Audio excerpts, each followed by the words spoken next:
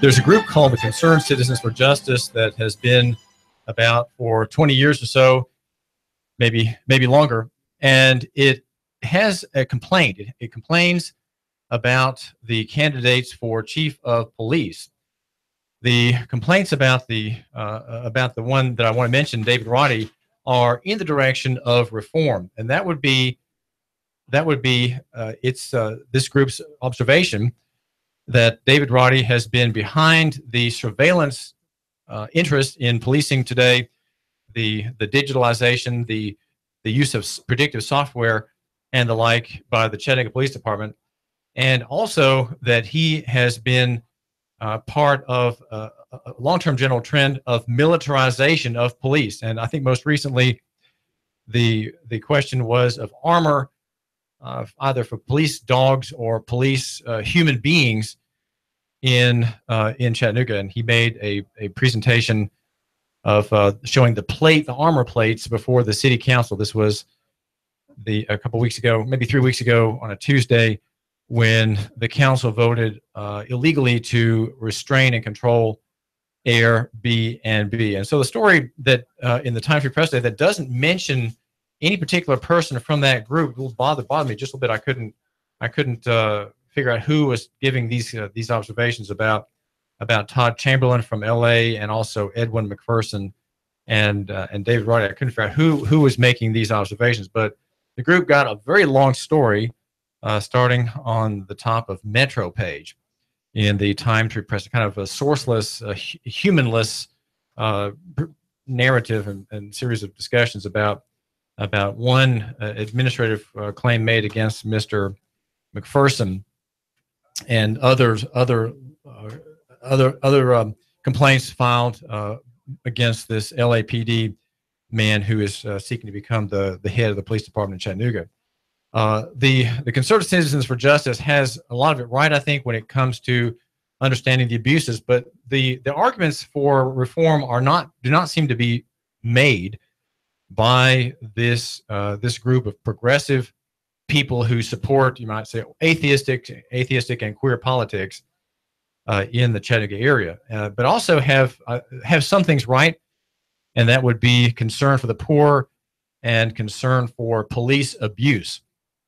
Now, there's a bit of work that I want to mention done by Mayor Andy Burke. He assigned a committee of 5 to give him nominations to sift through 49 candidates for chief of police and name 3. And I talked with Chris Ramsey, who is the CEO of TechTown, and since he was not willing to give me an interview, I gave him, he wouldn't have words coming into my ears, so I said, well, let me ask you to give me your ears, and I will have some words stream from my lips to them, if you'll just listen just for a second. And I said, Chris, I think what we need to have in Chattanooga is police reform. We don't need to have tinkering around the edges, and we don't need to continue to dominate the conventional narrative. And what this Concerned Citizens for Justice has on its website is a concern, I think, for the right things. That would be things that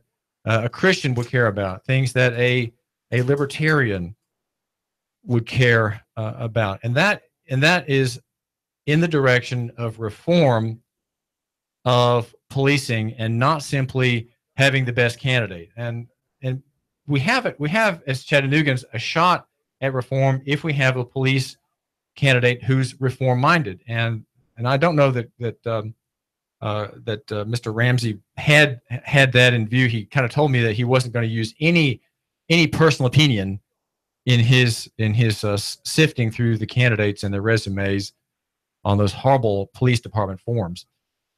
He was going to just do what was right and kind of think for the group and think with the group, and not essentially he said, I'm going to just ignore what you're saying, and I will not bring into play my own interest.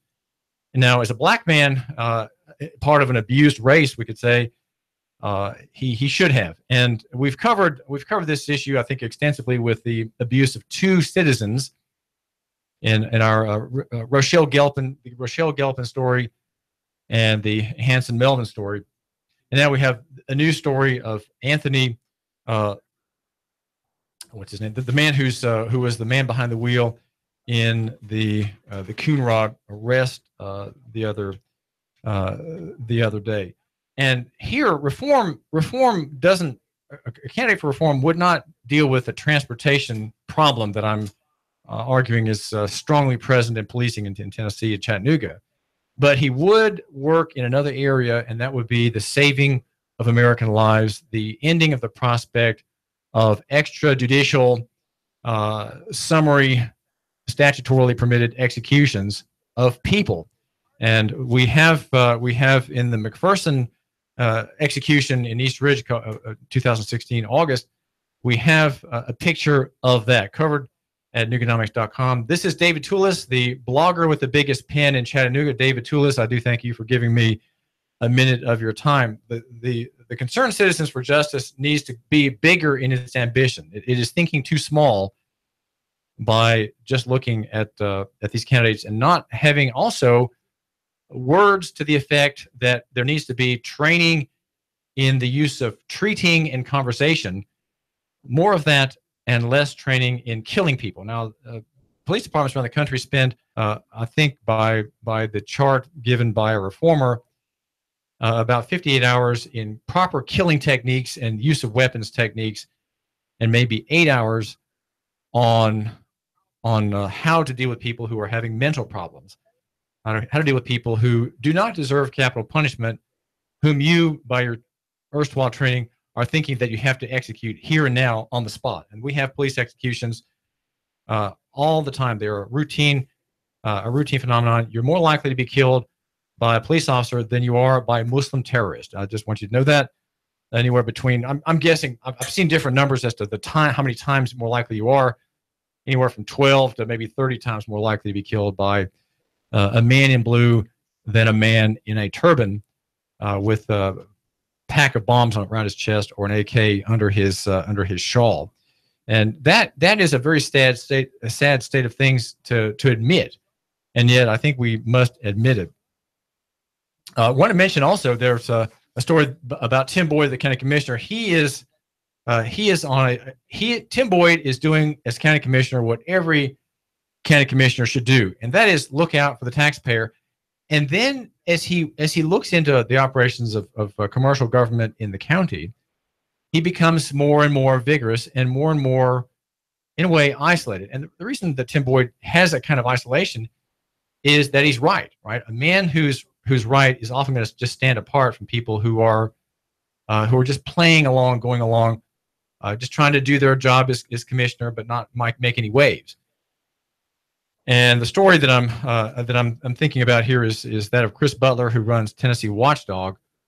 That's TennesseeWatchdog.org, and he is telling us about Tim Boyd's sheaf of papers, his 2-inch stack of documents that indicate that there have been trips to Los Angeles, Las Vegas, New York, and even Canada by members of the Convention and Visitors Bureau, the CVB, that spends a lot of money promoting Hamilton County. The story says that it is true that most interest of people to come here and most plans made among people who come to Chattanooga to visit are from within 150 miles. So how is it that these other areas, including Las Vegas, are going to compete? Why would you have a billboard in Las Vegas about Chattanooga? I would wonder. I'm not saying that there is one, but theoretically there could be. We're going to meet people in Las Vegas who are maybe going to come to Chattanooga, maybe land a convention here, and that's what the CVB does. It lobbies people to bring convention business to Chattanooga, and so that's why some of these trips to these faraway places are organized. Boyd says that CVB wastes taxpayers' money, and that CVB staff people have credit cards that have $100,000 spending limits. That's a very large amount of dollars for pricey meals, he says, pricey wine, and pricey beer paid for by taxpayers. Bob Doak fires back in the story at TennesseeWatchdog.org. And he says, Bob Doak says that cross-country trips are taken with Chattanooga's best interests at heart, and that plenty of important contacts are made during trade shows and conventions. So Chattanooga sends someone to a convention, say in Las Vegas, and that person makes a connection to get a convention here. So that's why those trips are taking place.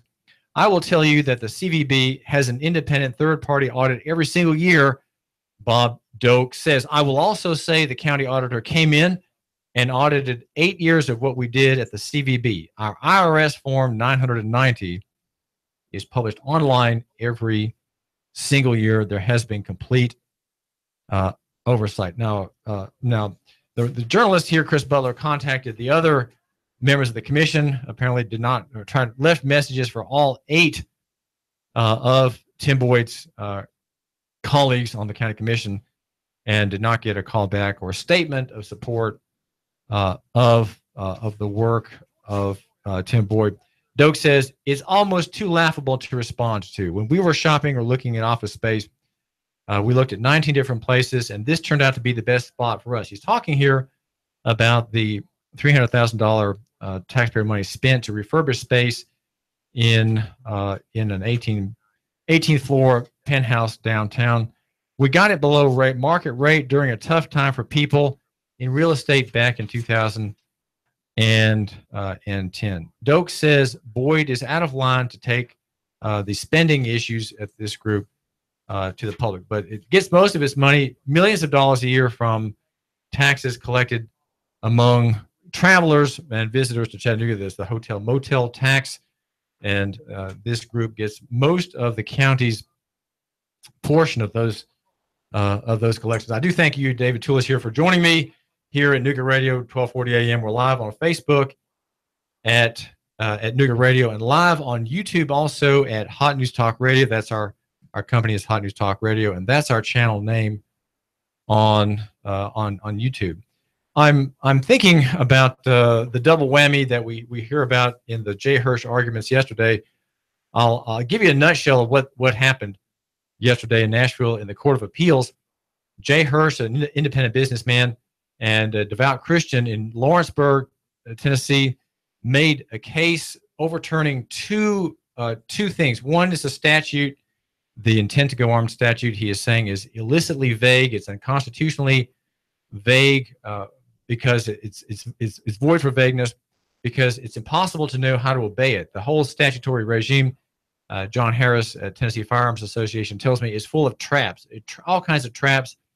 And that is because Tennessee, because you, my listener, as a Tennessean, live in a state with an absolute ban on gun ownership.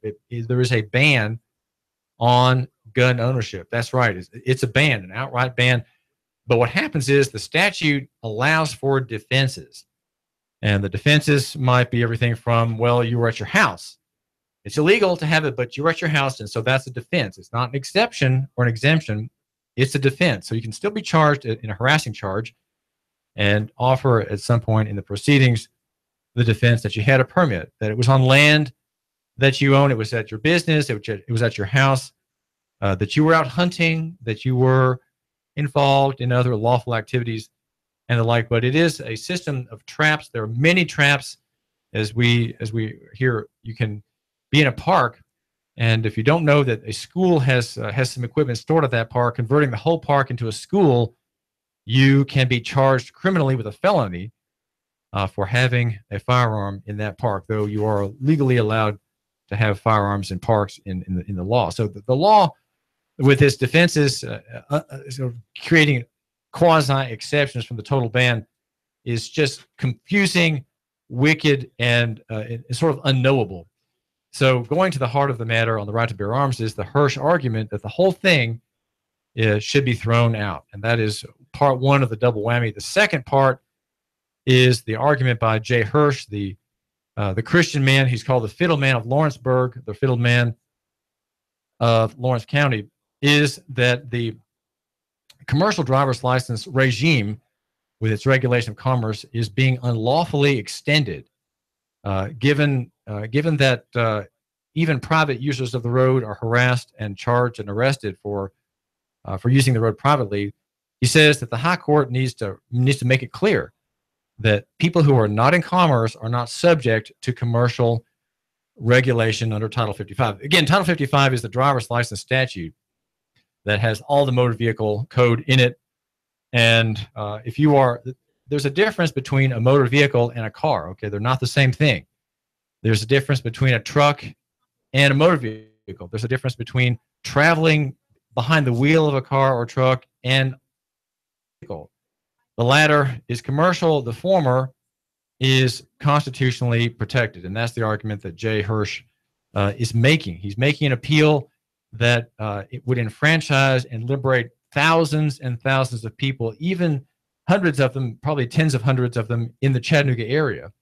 Those are people who travel in cars without insurance, without a license, but usually they have registration on their cars, because that is a giveaway if you're traveling about to have a tag that's current. So they're partly in and partly out of commerce. But the question I would say at any traffic stop is, what is the use of that car at that moment? If the use of that car, which may be a motor vehicle, is not commercial, then that incident, that stop, cannot be a traffic enforcement or transportation stop, and would therefore be illegal. So that is the argument that is being made before the Court of Appeals. Jay Hirsch is 65 years old, and he promises, as God gives him strength and life, to appeal any defeat in this venue to the high court. And the state, in its argument yesterday, offered only technical reasons why the judges should not hear his case at all. They said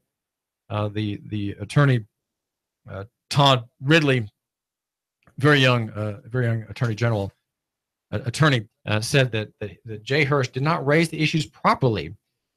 He did not challenge the statute, the gun statute, facially, and he did not somehow argue jurisdiction correctly at trial, and therefore all of his arguments are void and should not even be considered. And for that reason, because he was making the claim that the arguments should not be considered, that he did not, in fact, argue to defend the gun right, the gun law that we have in Tennessee. The Attorney General's office did not defend the indefensible intent to go armed statute, the ban on gun ownership and gun use in Tennessee. And he did not really argue the misapplication of the statute, of the driver's license statute. And that is, of course, the main argument that Jay Hirsch is making, that statute cannot apply to Hispanic people who are here traveling privately in cars and trucks, many of them outside the system, right? We're talking here about the system and the people outside the system. The system has grown to include all travel by car or truck or motorbike. And Jay is saying, no, it cannot be made to apply, and especially among someone like him, who has gone to great lengths to be non-commercial and private. And he did that by having no title, no insurance, and no tag. He had I think an Indian nation tag on the back of his truck, and he did not, of course, have a license, a driver license, to travel. You do need a driver license to operate a motor vehicle, no doubt, and you do need an operator's license to drive. But driving and traveling are not the same thing. Well, this is David Tulis. You say, well, man, you're making a big deal out of just semantics. Well, that's how the world works. If you are the state and you want to control the people and oppress them, you do it with semantics. You do it with shaded meanings. You do it with compound definitions of words such as motor vehicle.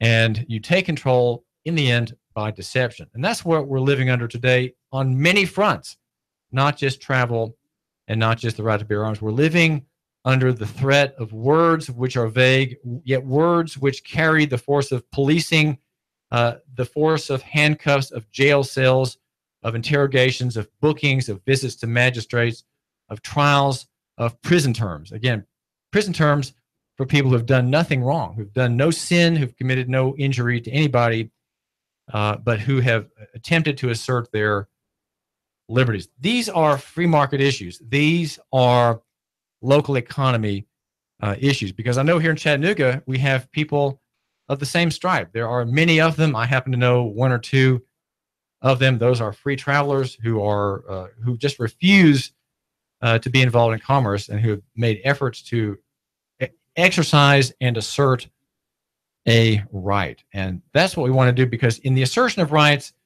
in the exercise of liberty, there is freedom. There's freedom. There is prosperity. There's the creation of capital. And I'm glad that you're giving me just a minute every time. David Tulis, brought to you by Nooganomics.com, our chief sponsor. Nooganomics.com, the website for the amazing minutes. Also by Jim McCoon Law Firm. We're going to have Trevor Ashley here and another attorney from the McCoon Law Firm to discuss Legal Bites. Legal Bites is next. A great, highly informative program I recommend. This is David Tulis, and thank you for a moment of your time. Nooga Radio, AM 1240, 92.7 FM. Hi, this is Nadia behind the green.